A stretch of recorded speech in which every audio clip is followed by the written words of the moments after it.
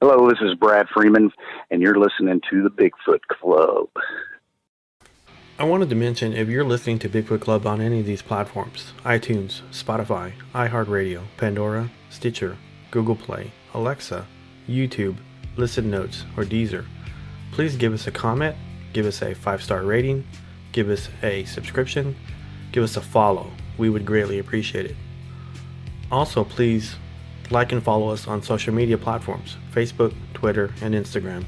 You can find us by searching Bigfoot Club, the number 1. If you have any Bigfoot, paranormal, or just strange stories, please email us at bigfootclub1@gmail.com. Please check out Matt Knapp's YouTube channel, Bigfoot Crossroads, and Planet Fear Podcasts. Planet Fear Podcast can be found on any platform. Also, give a listen to Nightcallers Bigfoot Radio on YouTube with Lauren Smith. Nightcallers Bigfoot Radio is also found on many other platforms. So if you enjoy the show and would like Bigfoot Club to keep making episodes, then perhaps you would consider supporting the show. You can do this by donating to our PayPal link. These donations will support Bigfoot Club to continue to bring episodes and content. Thank you so much for your support.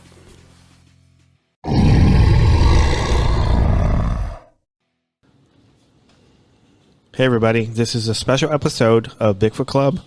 I'm here with my best friend in the world, Juan Francisco Valdez. Juan, say hello. Hello, ladies and gentlemen. This is your second time coming on the show, right? Yeah. So, it's been a while. Yeah, it's been a while. Actually, I think that episode did pretty well for a little bit. I think you and like my mom episode was like at neck and neck. What, just watching it? I mean, listening to it? Yeah, people were downloading and stuff, so it was like people were really into. I think Noah listened to it and JD listened to it a couple of times. Did they really? Yeah.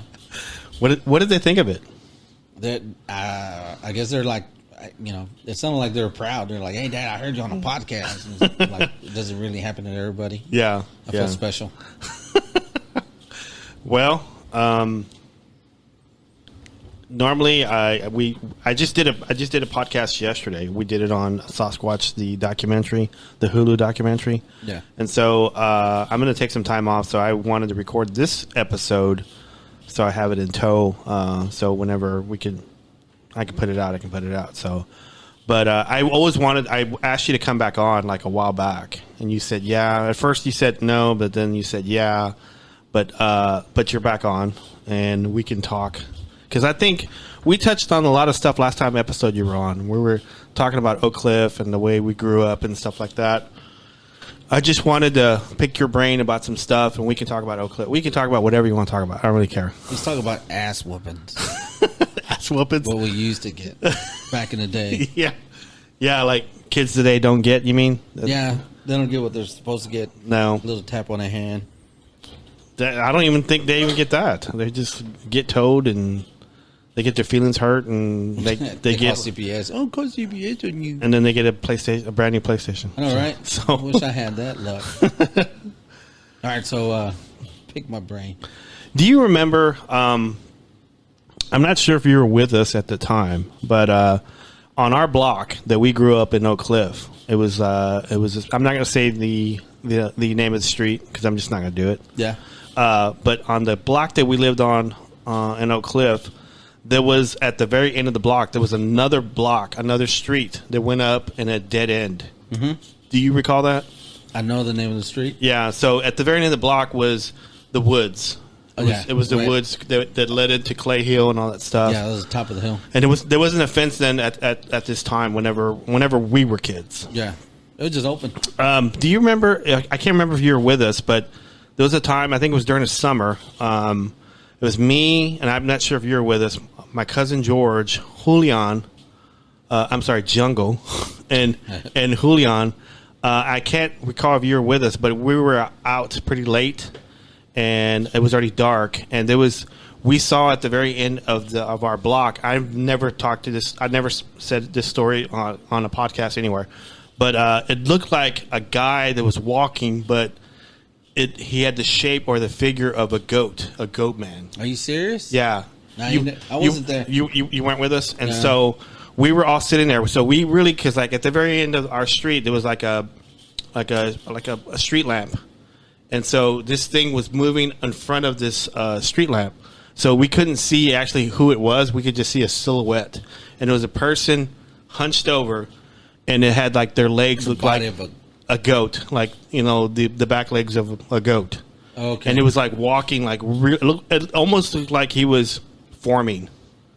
And like I saw it, my cousin Jungle saw it, and Julian saw it, and we all just like we didn't even say nothing to each other. We just all turned and just took off running. But y'all saw it. All three of us saw it. I couldn't remember if you were with us. Nah, I would have remembered that. Yeah, so I would have pushed y'all down and ran. but it was pretty traumatic. I ran inside. I think I told my mom, and I think she just prayed for me, and that's pretty much it. And so, do you know the name of that creature? It had a name back then a long time ago. I would just say the Goatman. I mean, because there's like tons and tons of lore in like the state of Texas that talk about the Goatman. There's like one in Denton, or the Goatman's Bridge, and then there's like some. I think Goatman's Bridge. Yeah, it's in Denton. But there's like tons and tons of stories, and there's like stories in I think in Fort Worth, the Lake Worth monster. Yeah, it's a fawn. A fawn, right? Wow. Yeah, I mean. Well, it says right here, fawn, in Roman mythology, a creature that is part human and part goat. Yeah, because there's actually lore in Fort Worth and Lake Worth, the Lake Worth monster. Some people saw it as a Bigfoot, some people saw it as a Goatman. And so I think we had a guy on last season. His name is James McLean. He's the author of Metroplex Monsters, and I think he had like 5 or 6 stories about Goatman, but I never told him this whenever I was talking to him because I don't know. I guess I suppressed it or something. And but I wanted to talk to you about that. Do you recall anything like that in our neighborhood? Nothing like that. So no. Okay. Isn't that called a minotaur also? Yeah. I mean, if it was a bull or something. Well, I guess, yeah. So, but because like I know I've talked to you about this as well. The area where we used to go play basketball. Do you recall that? I remember that. Down that one road, there's like a school there now. Yeah, but before there wasn't. It was like a big field. It was completely open. There was a baseball field. There was a dirt road going all the way to the back. Yeah, close to the highway. Mm-hmm. And that was so a basketball court by itself. I think I researched afterwards that whole area because the area that we grew up in Oak Cliff, and when I say this, people are going to know exactly where I'm talking about if they do the research. But that whole area that we grew up in was called, what's it? Eagles Point? No, it was close to it. It was, it's gonna slip my mind now. It was Blind Man's Bluff. No, we're not talking about Blind Man's Bluff. Hold on, let me look it up really quick. Hold on, we can pause. Was it back in World War II? It was back in the Civil War days. Civil War? Yeah. So that railroad track is old. Eagle Ford. Well, that was close. Yeah, you were really close. Eagle Point is actually Hitler's place. Wow. It was close enough. So it was actually the area in which we grew up on was Eagle Ford, and it was before Dallas annexed that area and became Dallas County. And so there was a cotton gin. There was the family that stayed there because we were talking about our story when we were being chased by the Parks and Recreation. Oh, yeah. So we were getting chased on another episode we were talking about, and we ran through this trailer park and we jumped the fence and we came across what? A cemetery. A cemetery. So all the people that was on this cotton gin were buried there. Yeah, it was like 1800s. Yeah. So it was like during the Civil War time, and so. Because we ran through there because for some reason your shirt got stuck. No, you left me, man, and I was trying to take off, and I was like, Robert! I thought the man got me, but it was actually a branch that hooked onto my shirt. So if that wouldn't have happened, because I know you and I were at that time, we were fast, we were booking, dude. And so because you stopped and that branch got stuck on your shirt, we then looked around. And we saw all these these tombstones everywhere. I actually didn't see anything until I got caught. Yeah, I just like a beeline right behind. Right. You know. So then you go look, and I stopped and I looked around. Yeah. So that whole area has this guy's family. And then I didn't do I got the research, but I don't have the notes in front of me. But this guy's family's all buried there, and even his slaves are all buried there. Who's guy? The guy that owned the cotton gin that was on that field.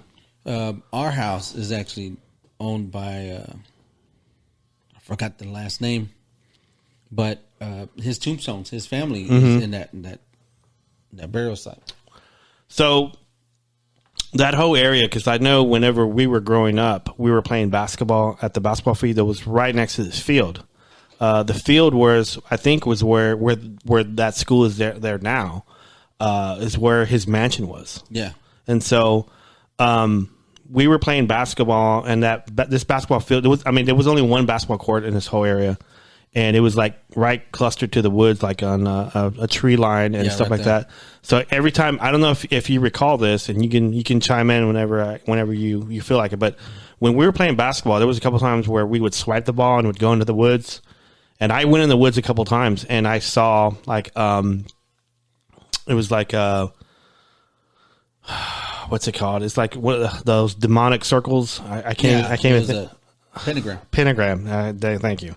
Pentagram with candles, and it had like a skull of a dog or a cat. For real? Yeah, in the middle of it. In the trail? Yeah. It was like whenever I think Daniel or Sal had swapped the ball, and it went into the woods. I went to go get it, and as I walked in there, I saw this pentagram with candles on it, and with a skull on it, and so Sal came over there to go look at it. He goes, "Oh, sweet." Are you serious? You know Sal Sal was back then, and I think he peed on it.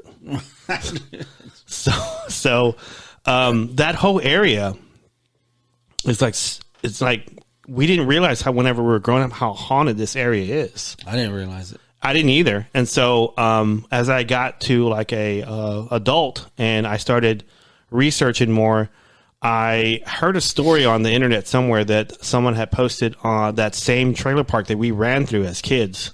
It's like super duper haunted. And so toward the very back of that trailer park, there is, I think some trailers that I guess they rent out, or some lots that they rent out. And the property manager told me there that she can't keep anybody there. And so I don't, cause like I heard a story on the internet. I went to go investigate it. I called, I talked to the property manager. Actually, I still have her number. Yeah. And so I've talked to her, and so she let me talk to like the grounds engineer, and so I talked to him. I can't think of his name for the life of me, but I was talking to him, and he was telling me a story about he would see this little girl, and she looked like she was dressed like in old time clothes, and so she was sitting on like Little House on the Prairie, exactly, like with like pigtails and the old like dress. It kind of looks like a doily or something, so. But he said that he would see her like sitting on top of a trailer house, just on top of the roof of it, kicking her feet, like swinging it, like she's having a good time. Did he say how old she looked? I think he said she was either between like 6 and 9. Wow. So she was tiny. And so he saw, before he heard any stories about being haunted, he saw her and he went to his truck and he was talking to her, and she was like looking at him like he was like, I'm getting goosebumps right now just thinking about it. So he was talking to her, so she turned her head to him. It's like she acknowledged him. Did he even know she was he didn't know. So she looked lifelike. Yeah, she was lifelike. So he was talking to her, and so he went to his truck, pulled out his 6-foot ladder, started walking over there to get her down. She was gone. Nothing there, was it? Nothing there. And so he told me some stories about that. Did he even say what they talked about? No, he was just trying to say, "Hey, little girl, what are you doing up there? Do you need help getting down?" And she was just looking at him, smiling. And so he went to go grab a ladder off his truck and came back, and she was gone. It kind of reminds you of that Lady of the Lake story. Yes, exactly. So, wow. But that whole area is like super duper haunted, and we didn't realize that we were like growing up right in that area. So, because I know as a kid, whenever I first, and I know we talked about this on your episode, when I first moved to the area where I'm at now, that was in 1980. That's whenever I first met you. Was it? Yeah, in 80. That was what, 41 years ago? Yeah, no. Yeah, close to it. Yeah. I know it's not 31. No, I think it's like close to 40 now. God. So when I first moved there was a kid, and I can't think of the kid's name for the life of me, and there was a kid that was swimming at Clay Hill. Oh yeah, and then drowned. Or we had two different stories. Yeah. You said he drowned, and I said I had heard the story that he dove in and hit a car and broke his neck. I heard he was swimming. His legs got tangled in some kind of weeds. Yeah. Ground. Yeah. So I had overheard it from somebody like in fourth grade. Some other kid said, "Oh yeah, he jumped in and hit his head on a car that had been dumped there was there." a white car in there. I remember that. So and so my mom heard that story, and she said, "You're not going to Clay Hill." She told me that, but we went to Clay Hill a bunch of times, right? Yeah, I think there was two versions. There was a Clay Hill where everybody knew where they can jump and do all that, and then there was I don't know if they call it Devil's Mountain, but it was just a real steep cliff. When you try to climb it, or whatever, you'll fall. It was just a name that there was as we were growing up, there was like a ton of fossils out there. That kind of drew me to that. Yeah. That hill was that it was a ton of fossils, and we would find a bunch of like weird stuff out there. The material, it was just like layers of hard clay where you could just grab it and just break it in your hands. Yeah. That was kind of I don't know. To me, that was like intriguing, and I just wanted to. I remember we would find fossils out there. Yeah, look what I found. And I would throw it over my shoulder. That was mean. No. It was something very important to me. You just threw it over your shoulder. Yeah, that was just disregarded. But there was a friend of mine that lived in the neighborhood, and that friend told me. Yeah, right in front of this person's porch, there was a piece of cement sticking out. They thought it was foundation. They dug it up to take it out. It was actually a tombstone. In that area. The front yard or the backyard? The front yard. Wow. Yeah, right next to the street. Well, where the front yard is, they have, you know how everybody's house has a big old block of cement for the porch? And there's the first step. Right there after the step, there's like a big chunk of concrete sticking out. And I remember you telling me the story that all of Arcadia Park was just one huge community. Yeah. Or like a cemetery. Right.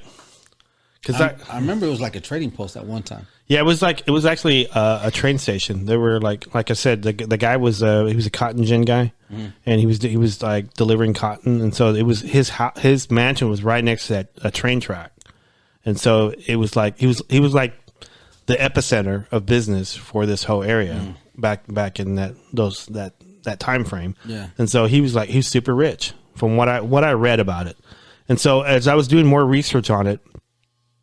And this was just kind of spooky to me, and then maybe it's not spooky to you, but there was some pictures of Eagle Ford kids going to school, and that little at the school that we went to, you and I went to, there's like an arch that goes into the main office. There's like a little arch. Yeah, that same arch was there. Like there was a bunch of kids just standing there like to take a class photo. That was the original school, wasn't it? Yes. Was it a school back then? Yeah, I think so. Just that one block. That one building that was there that was like the main office. Yeah. The arch. And I think I still have the notes. I should probably show it to you. And it's pretty. I looked at it and it was really spooky to me. The picture? Yeah, the picture, because the arch is still, it's still there. They're not in that school anymore, but the arch was still there. I said, man. So I looked up a lot of stuff, and I do recall showing this to your mom, and your mom was intrigued by it, and like I had like papers and stuff, and I was showing her, and I think me and your mom talked like for like almost 2 hours about it. When? This was like a while back when. I can't remember what it was, but I think you and I were working on the Silver Bullet. Do you remember that? Your bike? No, the Silver Bullet. No, the Chevy Cavalier I had. Oh, that one. Yeah. So it's one of the times because like it was two incidents where you were helping me with the door and then like the front panel and the hood. That's one of the times if you had a little wreck. Dude, you know how many times I fixed that car? I know.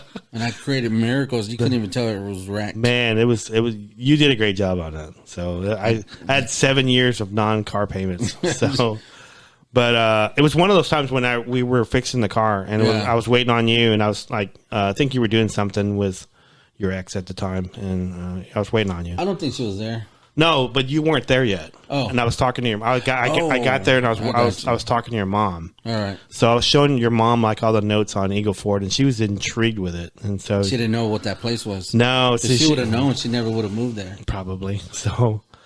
But that whole area, and I just didn't realize growing up that how haunted and how weird all the stuff was in that area. So I was looking for a picture because I have a picture of me and Nina right in front of it. You can even see the address. Right. But I know exactly what you're talking about because it's just that one little small. Yeah. It was before the lunchroom. Mm-hmm. All that. It was just real small. Yeah, that was like I think I was supposed to go back to the trailer park and investigate it with Kendall, the lady that runs Pentax. And we were going to do it on Halloween one year. And whenever Halloween came up, it was raining like really hard. Mm-hmm. And we had to cancel it. And then the lady never returned our calls after that to make it okay to go out there and do it. So she knows. But she didn't want nobody being nosy. No. So, but Oak Cliff, man, it's like, it's got a lot of secrets in it. And a lot of scary stuff. Who would have known? I know. And I know if I'd have known what I know now as a kid, I would have never gone to the woods and never gone to that area. But can you imagine all the danger we went through? Yeah. You wouldn't even know. No. I remember it was a trail, and I think somebody called it Sticklebird Valley. You named it that. I didn't name it that. I think it was that. And we would hear stuff out there. Well, you actually heard it. Yeah. You heard a grunt. And you go, did you hear that? I go, hear what? Yeah. I didn't hear nothing. You go, listen, I didn't hear nothing. Yeah. But we're a little kid, so I listened to you. You're like, I heard a grunt. Yeah. So that I remember we took off. I've never said this to anybody before, but when I was 7, I had an operation, and I was in the operation room for like 9 hours, and so I don't know. My mom never really told me all like the details of it, whether I died or came back. I don't know. I don't know any of that. But whenever I came back from that, I think I told her like once or twice that I would see stuff constantly. And the house that we moved before we moved to Oak Cliff, I'd see stuff in that house all the time, like something walking by down the hallway. Old house? Yeah, the old one I knew about. Mm-hmm. I remember that house. I remember in Richard's room. Yeah, there was burned holes in the wall. No. This was in the house before I moved to Oak Cliff. Oh, okay. So whenever we moved the house in Oak Cliff, then we saw that too. But I'm saying, like, as soon as I had the operation and I was done with the operation, was coming back, I would see a lot of stuff. Like I would just see like shadow figures or someone corner of my eye walking from the one room to the other down the hallway. Yeah, just barely missing it. Yeah. So, and I would tell her, and I think at the time we were going to Souls Harbor, the church that was run by I can't think of his name, something Grant, who's like a TV evangelist guy. I don't know. Yeah, it was like. That was a long time ago. Yeah, it was a long time ago. It was like in the 70s. But we would go to that church, and my mom would pull me out of the crowd and have that evangelist pray for me. Yeah. And so... I've had that done before. So I had all that, and so I would tell her all the time I would see. So after a while, I just quit telling her that I would see stuff. Because that was... To me, I didn't want to get called out in a church. Yeah. And, and I thought it was odd. It's awkward. Yeah, when they throw you on the stage and you're kind of embarrassed, and they're to them it's like that dream I had a long time ago, right? About my dog. Yes. You remember that dream? Yeah, I do. And it was kind of freaky, right? I don't know. I don't think I ever mentioned it on air. Yeah. I don't know if I should. It's up to you. You don't have to do it. You don't want to do it. But I remember my mom. I'm telling my mom that dream. Yeah. And she took me up. That's when they used to have tent revivals. Mm-hmm. And she took me on stage, and R.W. Shambach had a handful of oil and slapped me right in the face. Yeah. Got in my eyes. I started crying. I think I fell off the stage because I was trying to run away. Yeah. But I remember something that rebuked Shambach. Yeah, I do remember him. Yeah. Yeah, he was big and fat and white. Sorry. I mean, by saying all this, I don't want people to think that I'm making fun of. No, we're not making fun of. It was just like Christianity or anything, because I was brought up that way, and I still have family values that way. But yeah, I'm not saying. But I'm just saying, as a kid, that was kind of awkward for me to be called out. And I wasn't very sociable when I was a kid because I had an operation and I got bullied a lot. I didn't know you then. No, you didn't. So I got bullied a lot and I got beat up a lot. So I was like very social. I didn't socially accept a lot of people. Yeah. And so to be called out that way, and I'm sure the same thing with you, being called out like that and being on stage and stuff like that, it's kind of scary. So yeah, it was. But I was kind of geeky, nerdy. Yeah. Kind of like out of place. Mm-hmm. So, I'm with you. I wasn't in that area. So I think that's probably why I gravitated toward you. I think you just came at me and started picking on me. That's what it was. I was minding my own business. No, I wasn't picking on a tree. I just, for some reason, I knew you like Star Wars, and I like Star Wars. So we just, because I know that was our thing that we were on the same plane with. Maybe. We would just talk about Star Wars. Maybe I had so much hair, it looked like I had a Darth Vader helmet on. Or you were a Tusken Raider or something. Stupid. But I had raggedy clothes on. But yeah, we would talk all the time about we would play Star Wars. Oh, yeah. We would talk about Star Wars. We'll create weapons like Star Wars. Yeah, we would create weapons like Star Wars. We would make like little Scarlet pits.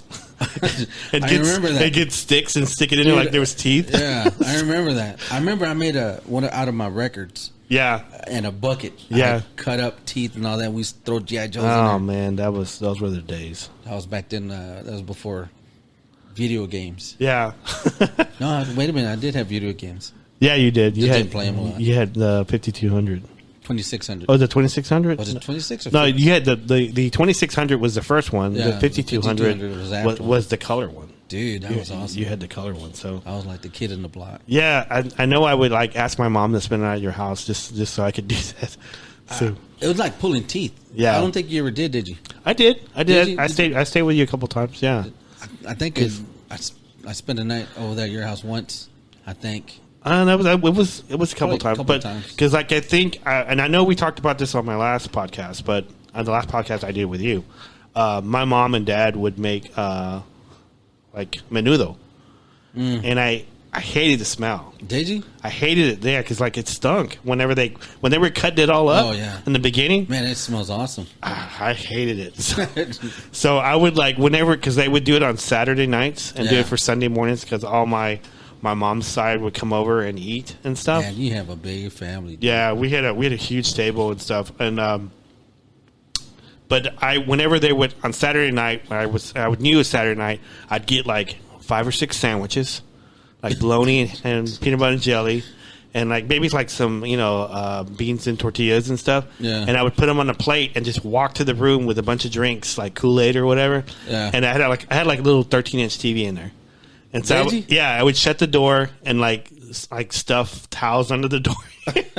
Now, which room was this? The one on the left or the right? The left. The left. The one on the left. That was okay. That was the one I had with Richard, yeah. And Richard had moved out at this time or whatever. I don't know. Yeah. But I would do that. So if my mom would have me do stuff because like sometimes she'd say, "Hey, can you help me do stuff?" And I had to get out and I had to take the towel out. I just tell her, "Mom, can I just spend the night at Juan's house?" I don't wonder. I thought it was because you wanted to spend the night. No, I did, but you were forced out of your it was house like because of the smell. it was 2 in 1, man. It was like I wonder I was always hungry when I came over. So I spent my noodle. So your house was scary though, man. It was scary. It always felt like there was something there. There was a lot of stuff going on, and I know I never talked about this on the podcast before, and it's like our first time talking about it, probably. So, you didn't make it any better when you scared the shit out of me. Well, I mean, I don't know. I was just being a dumb kid or something at the time, rolling me up in a carpet. But I'm not talking about that. I'm talking about like, for example, because like we moved in 80, and I think my dad got it at a pretty good price. The house. I don't recall like the price of it.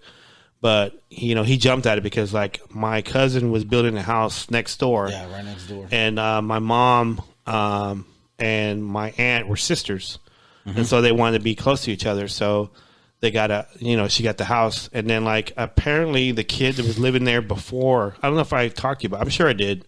The kid that was living there before your house, yeah, he was a weird kid, and it was a Caucasian kid. Never met him. Caucasian. Well, yeah, I think this was like way before. Well, maybe you just didn't know them. I probably didn't notice them. Yeah, this kid, from the stories I heard from the realtor told like my mom and dad told my brothers and sisters. My brothers and sisters told me.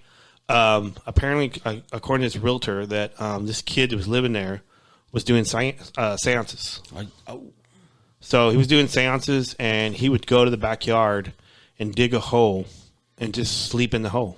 What? Yeah. And then he would just... How old was this kid? He's probably like between 9 and 14, somewhere around there. And so he would like... never seen him. Well, yeah, because like for some reason the back rooms had this wood paneling. Mm-hmm. And whenever we took it down, the wood paneling down, on one of the rooms, there was like pellet shots all over the room. Just all over the room. Just like he was just shooting pellets inside his room constantly. And I guess his father or something, they put up wood paneling to hide it or something. So it was just a lot of stuff. And so I remember as a kid, my older brother was in the room with me. I was sharing a room with him. And there was a couple times where he would like wake up in the middle of the night. He felt someone was crawling on top of him. For real? Yeah, somebody was crawling on top of him. What? And I'm surprised I didn't tell you the story. No, I never heard this. So he was like sleeping on his stomach, and he felt something crawling on top of him. He was somebody small, like me. Yeah. And he would say, "Get off, Robert." And he would like, push him off. Yeah, just, buck him off. Yeah. And they would slowly get back on him again. Wow. And he goes, No "Robert." way. He says, "Robert, get off me. I got to work in the morning." So he shrugged him off, turned on the lamp. I was out. You're covered up and everything. I was covered up. I was asleep. That's and he nuts. got really scared. He got up. I think he got up and started praying.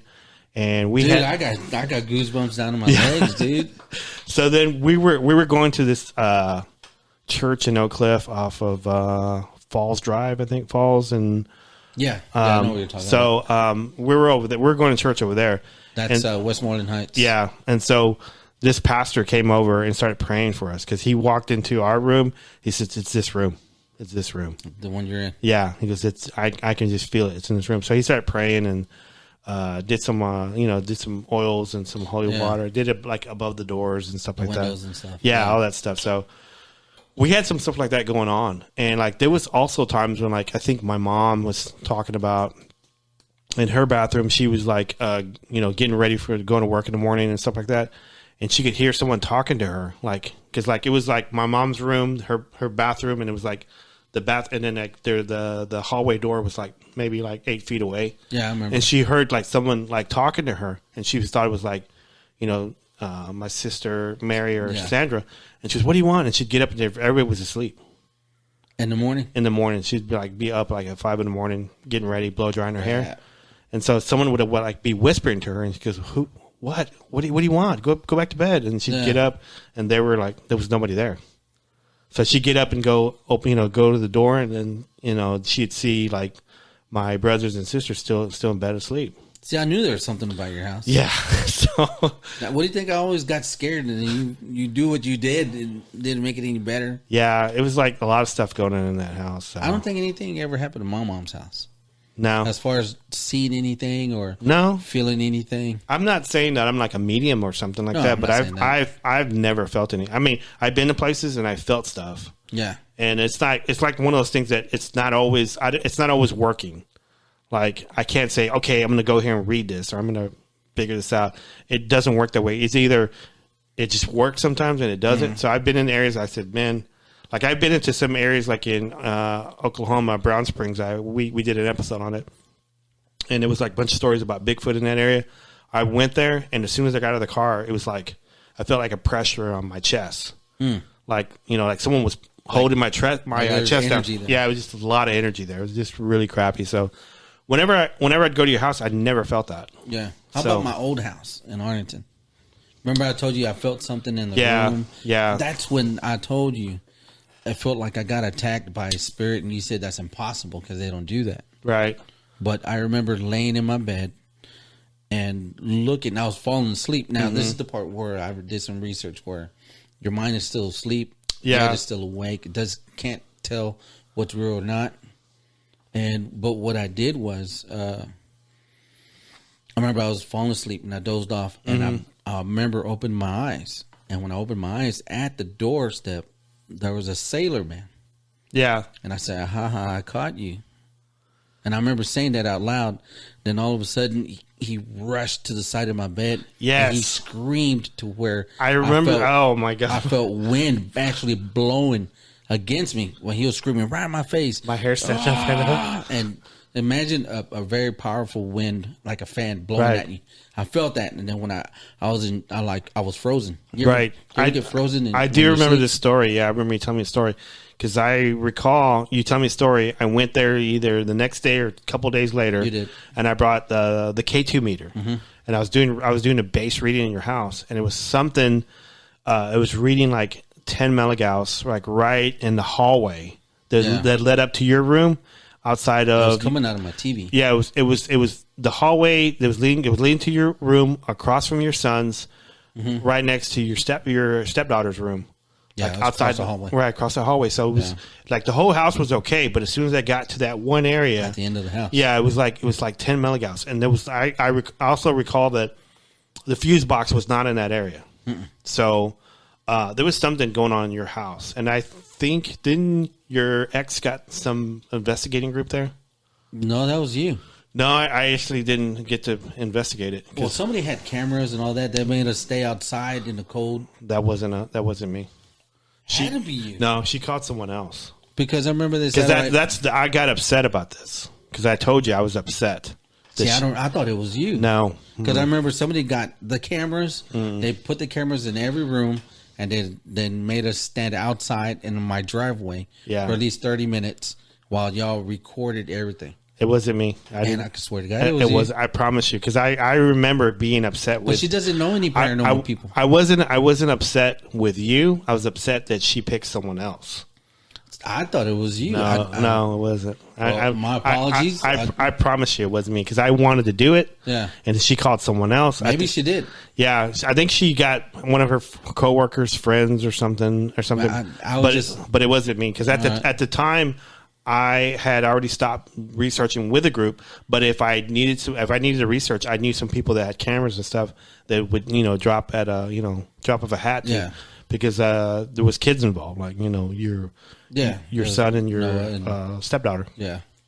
So I can swear to God it was you, but maybe it wasn't. So I was kind of thinking about that incident that happened to you. You said it was a sailor, right? A sailor, because in my garage, in between the walls, I remember there was a hole, and I found letters. I found letters. Yes, I remember this. Picture of a man. That was the man that I saw. He had a sailor suit on. Do you still have it? No, it's gone. I left it in the hole over there. We need to research that property.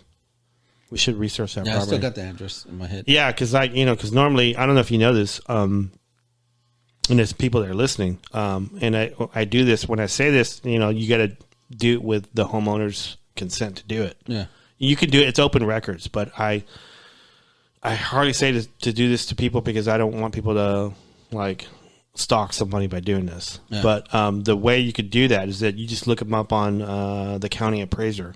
And the county appraiser website if you put up the address on it, it gives you who owned the house, what lot it's on, how much it's worth, how much taxes you paid on it.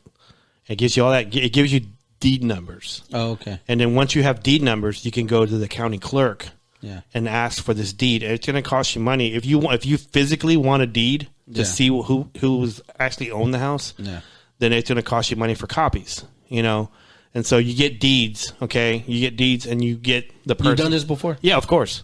And so you get deeds of people's houses and whoever owned the house, because every record of the house is there.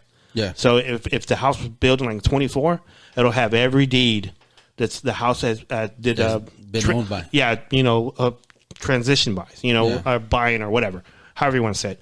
And so you have names in, and then once you have names, then you go to the library. you go to the library and you ask to look at the microfilm of all the old newspapers, the obituaries. And so you looked it up. It's like each obituary will say where they died and who died. And then it'll give you like... They'll actually put the actual place where they died? I believe so. Like in the olden days, they used to do that. They would give you like person died. So then you would have who died possibly in the house. Yeah. And so whenever you do the investigations, you have a name and you say, hey, are you present? Did you die in this house? And that's how you get responses on Fuck that. EVPs and stuff. So. Sorry, I don't mean to cuss, but no, you can cuss. You ain't getting me close to that. But I'm just saying we could research and find out who actually owned the house. And you probably in that house, I actually felt something because in the middle of the room, well, the middle of the house, we had the living room. Mm-hmm. I don't know if you remember that long hallway that I had. Yep. I remember walking to the kitchen and I looked down there and I would see a shadow. Mm-hmm. And yeah, it gets me. Yeah. But, and I look and it's like when you pass the hallway and you have a glimpse on your peripheral, peripheral. Yeah, that. And I look, but when I look again, it's gone. Yeah. And I'm like, fuck, I know I saw something. So I walked down there, turned the lights on, and everybody's asleep. Yeah. So it and I've always felt something. As soon as you hit the middle of the hallway, it's right there. Wow. I mean, I hated the house. I know, you and I have been friends a long time, and I know we don't talk about paranormal or Bigfoot stuff. I know you've been in the field with me once or twice, right? Yeah, that's when I got that Bigfoot mad. Yeah. So I know we've done it once or twice, but I know we haven't done. I think we did like in the summertime. This is a terrible time to do it too. Summertime's the worst time. I can't tell you how many times you want me to go out there, but I just can't imagine getting yelled at by a Bigfoot and getting boulders thrown at. And I don't see how you think it's fun. Well, I'll say this, and I whenever I say this, I mean it's like the good intentions because like it's my belief, okay, and it doesn't mean I'm right, okay, when I say this. Everybody's entitled to their opinion, but I believe when you go out there with the intentions of hurting the Bigfoot, he's gonna know it. Oh, I'm sure, yeah. And if you go out there with good intentions, like whenever I first got into Bigfoot stuff, I bought a Mossberg. I don't know. No, you never told me you had it. I only had it for a short time. I had maybe like a week or two, and I sold it. But I bought a Mossberg 20 gauge, and I took it to the field. I never had, for some reason, I don't know, I just didn't feel comfortable with it. Yeah. And so I stopped. I quit taking it. I sold it. So every time I went to the woods, I didn't take a weapon. Yeah. And when I did that, then I would get reaction. I would get screamed at or whistled at, grunted at, hooted at, or just like sticks thrown at me in like the middle of the night. I've had that. And so I didn't think it was like malicious, or I think it was like playful. Yeah. They're just curious. Yeah. So whenever I did that, so I kind of believe now, I have the like this belief now that the Bigfoots pick the people they want to see them. Do you think they can feel your aura or see it? Yeah, I do. I kind of feel that. I kind of feel that way about, because like certain people see them and certain people don't. Like people that want to see them, they want it really bad, but you can't see it. But they won't show themselves. And so the people who do see them, I just think they feel it and they know it. It's like I would say wind. Mm-hmm. You can feel the wind, but you can't see it. Right. You know it's there, but if you look hard enough, you can't see it. But eventually, you know it's there. Yeah, he's there. Yeah. I'm kind of, I want to say a believer, because you see a lot of stuff, you hear a lot of stories, you hear people saying, even recording. Yeah. Of the samurai one. Yeah. To actually see it, it's I'd have to be there to see it, to believe it. Just like a UFO. Yes. It's kind of that way. I have terrible eyesight, and if I see a UFO, I would never know it. No? Because I have terrible eyesight, and I've been out in the field with like 3 guys that claim they see UFOs all the time in this one area we go to. I never see it. No. I never see it. I mean, they go, it's there. Look, Bob. And I look up, I go, you just see stars? I don't just see stars. That's all I see, but. I actually seen one. Yeah. And it had multiple colors. It looked like a pretzel, changing shapes. I believe it. I'm not discounting anybody who sees it. I'm just saying I've never seen it. So But it's weird because you know how you said there was a story where all three of y'all saw a shift change. Yeah. The shape of that guy. Yeah. Changing. Right. But when I went deer hunting out in Palestine. Right. Palestine is what? The southeast? I guess, yeah. Okay. Around there. A couple hours away from here. Okay. We're deer hunting out there, but it was real late at night, away from the lights. I'm going to look it up real quick. Yeah. And I was staring at this one star, and it looked like a pretzel, but it kept changing the figure 8. Then it changed to another one, and they go, "What are you looking at?" Now, I'm not going to discount that we were drinking, but it's kind of hard to say that 8 people saw the same thing. And what happened was it was sitting still and way up there. Anderson County. Was it? Anderson County.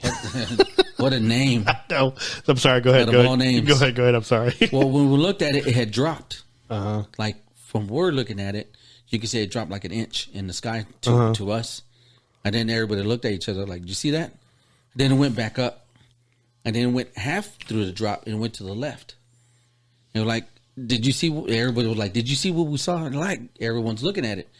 And then all of a sudden, it got smaller. Like it went away from us. Yeah. No one else saw it but you? No, everybody saw it. Okay. Everybody. It was me. I don't know if you remember Juan Ramos. Yes. It was him. You know what? I saw him the other day. No way. I saw him at Home Depot. Nah. I was wearing a mask. I'm sorry to cut your story off. I was in Home Depot. I was buying I think I was buying some soil for Ash or something. Okay. And I was walking through. I had a mask on, and he saw me. He goes, "Dominguez." He recognized you? Yeah, I go, "Dominguez." I go, "Montana, what's up?"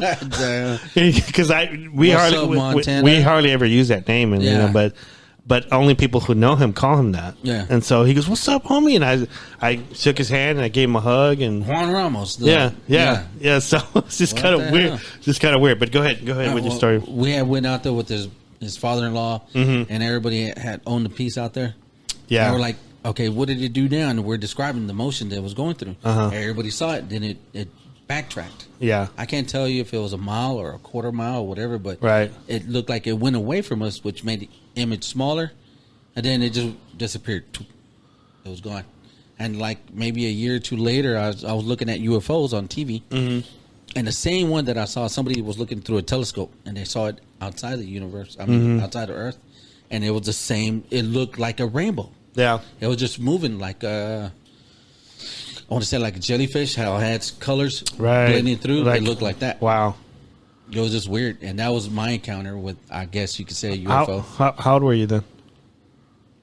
Let's see. How do you think you were? 25. 25. So when you saw this, how did you feel? How did you feel? I mean, did you feel nervous? I mean, no, I wasn't scared. I was just, I guess, not shocked. I guess, like, wow. Right. I wasn't sure of myself. I wasn't sure. That's why I looked and I said, "Did you see what I saw?" And everybody else was looking at it. Right. But I wasn't scared. I was like surprised. I was like, "Am I looking?" At first, I didn't know what I was looking at. Right. Until later on, and they go, "It's a UFO." And I was like, "Nah, it can't be," because in my head, I'm set to where I look at a disc. Mm-hmm. But I guess there's many shapes or different ones out there. I ask that question all the time now when I do investigations, when I talk to people, because hardly anybody asks that question. Is that, how are you feeling? Because like there's things that you can't document or people don't talk about, like how they feel, what they smell, what kind of energy did they, was their hair standing up, stuff like that. So I don't know. I'm just kind of curious on how you felt if that experience made you feel a certain way. Like some people have different emotions when they see something. Like some people get nauseated. Some people cry. Yeah, you're right. Some people get excited. And, I think I was excited. Yeah. I wasn't scared. I know that. That's Palestine's like south of Athens in Tyler. Yeah. And it's on the cusp of the Davy Crockett National Forest, where there's a lot of Bigfoot sightings. What? Well, of course, Bigfoots are affiliated with aliens. Yeah. Yeah, a lot of them, a lot of people that talk about that get a bad rap about that. Are you serious? Yeah, they get bad raps about, Well, bring it on, people. People who talk. No, I'm talking about Bigfoot. I'm just trying to egg anybody on. My bad. Researchers that talk about portals or talk about UFOs, they get a bad rap. Yeah. I'm kind of the school is that I'm open to talk about anybody that wants to talk about stuff. So I just read a lot and I look at a lot of videos, so I'm just going by what I hear. Mm-hmm. It kind of makes sense if you look at it. Wherever there's a Bigfoot sighting, you would see it alien sightings. A lot of people correlate orbs too with Bigfoot sightings in the areas and stuff like that. And I've always had the idea is that Bigfoots don't last forever. They don't live forever. They if they're real, they could die, and if they die, I'm sure they have a spirit, and they form an orb. So I always think that all the time. I said so. I think it's what if people see a Bigfoot ghost and actually not a Bigfoot? How rare would that be? To see a Bigfoot ghost and not actually see a Bigfoot. Yeah, like something manifest in front of you. Yeah, and it's like it's big and hairy. So to have that story that you told me where he jumped off a 12-foot cliff and you felt the thud. Yeah, that's not a ghost. No, that was actually in Longview too, which is a little north of your area. Wow. So I'm glad I didn't. And this is deep in the forest. Yeah. I'm surprised we didn't encounter one. This guy, the one we're talking about in Longview, he's a good friend of mine, and we've done like 3 episodes about him. And when he told me that story, like he was terrified. He was like, this terrified him, and he hadn't told anybody whenever he told me that story. And I think when I talked to him, all the times I talked to him, and then we did one show on it. I think it's helped him out a lot, like coping with it. How long was he holding that story? He saw it in '97. Dude, and he told me, like, I was still at USBC when he told me the story, when he first told me it. So it was like 2018, maybe 2017. That's when he told me. First time he told me. Okay. Like he called because he was servicing my company, and he just had overheard that I was into Bigfoot, and so he says, "Hey, when you get a moment, I want to talk," because like he's very professional. Yeah. He says, I don't want to offend you, but I just want to tell you a story that I had, and I heard you were into Bigfoot. Can we talk after hours? After go ahead. I'm listening. So he did that. He actually called me up, and we ended up talking, and I think he had the idea and mindset that this thing was a monster. Was a monster. There's some right here in the refrigerator. Yeah, that's that. So... he had the notion that this was a monster and it was going to kill him, and I had to tell him, I had to reassure him that this thing was not going to kill him. He says, "I'm not going to believe you at all. Whatever, this thing was going to." It sounded aggressive though. Yeah, it was very aggressive. This is probably the most aggressive story one of the most aggressive stories that I've actually investigated myself. So I've investigated a lot of stories about Bigfoot being aggressive and grabbing them. But this, I've done it with a group or with a lot of people. This is the first time I actually did a story on my own that I found, and so his story was like compelling, and like the thing that always kind of stuck with me the most is when he was talking about. He said this thing was huge, and this thing he had met Andre the Giant. Yeah, Andre the Giant's a big dude. He's 7 foot. Yeah, he's like 7'10", I think, or 7'8" or something. That's huge. 600 pounds. So, damn. He said this thing was 200 giants. Are you serious? Yeah, he said this thing was so big that it didn't have a neck, and that it moved so quickly. Like he said, he thought it was floating. Now they say when there's nothing more majestic than see a Bigfoot walk. Yeah, because it doesn't bounce like the humans do. Right. They just glide while they walk. So when he told me this, he says this thing was huge, but when it stepped into the woods, he said the woods swallowed it up, and I couldn't see where it was anymore. And because these trees weren't fat, they weren't big, but it's camouflaged so well. Or? Yeah, it's just like whenever he stepped into like the briar patch or the bush, he said the woods swallowed it up. And I've heard people talk about they didn't see it and run into the woods. But his explanation of it made sense to me. I said, man, I don't know if that's like magical or what. I don't know. Say that. Almost paranormal or something, or supernatural or something. But he said this thing was wide. And he said just as soon as it stepped in the brush, it disappeared. Just gone. But he could see it because like trees were moving and bushes were moving.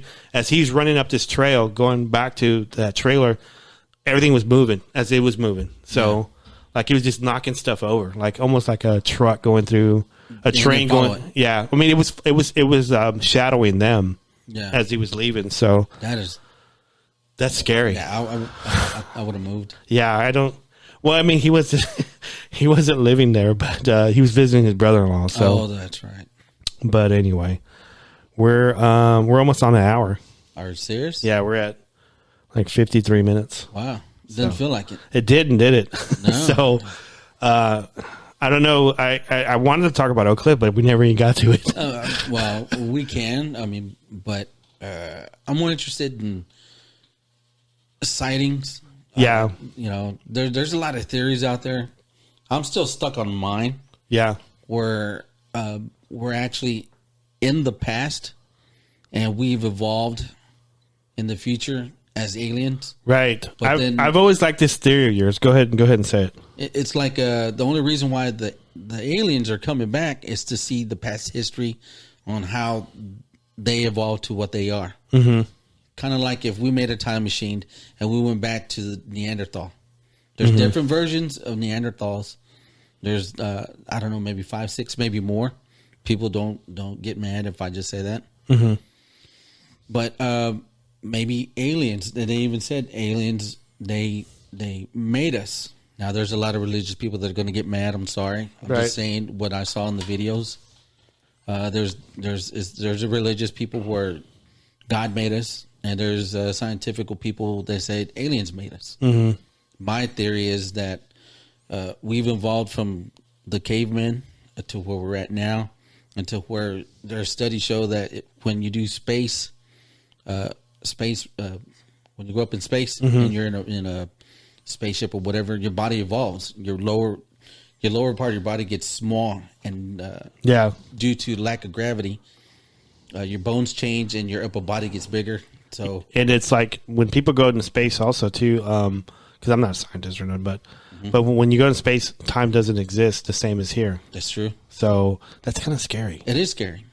So, there's another one where, well, anyways, back to mine. Right. They've evolved to where they're at now, and they want to actually see, because they're whenever something dramatic happens, an atomic bomb or a rocket goes into space, or something real bad happens, I'm pretty sure it's documented in their stuff and their archives. So they want to go back to that date, right? And they want to see how we controlled it, how we did it, why we did it, what happened.